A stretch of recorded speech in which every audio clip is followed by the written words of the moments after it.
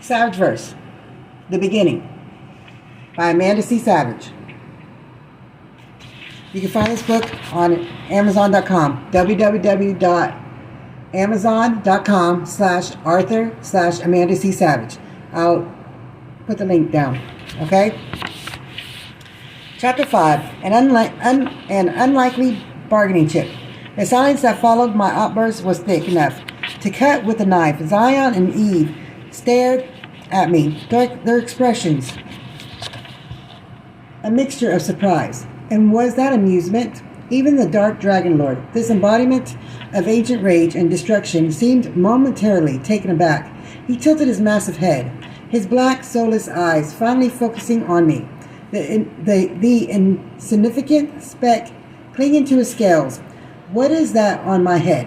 he rumbled, his voice a seismic tremor that vibrated through my very bones. And by the way, I do stutter, and I don't care what people think, so I'm ADHD and autistic, so I do stutter, okay?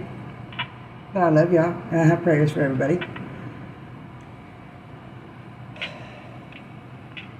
Seismic tremor that vibrated through my very bones.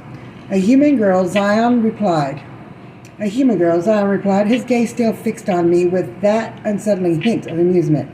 "Eve, ever the picture of ethereal beauty, even in the midst of this apocalyptic chaos," echoed Zion. "A human girl, my love." "Not a girl," I corrected, my voice surprisingly strong despite the tremor in my heart.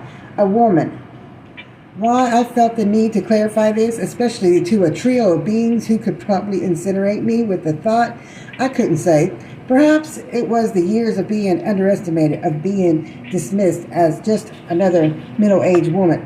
Perhaps it was the sheer absurdity of the situation. Whatever the reason, the words were out, hanging in the air like a defiant, if somewhat ridiculous, battle cry.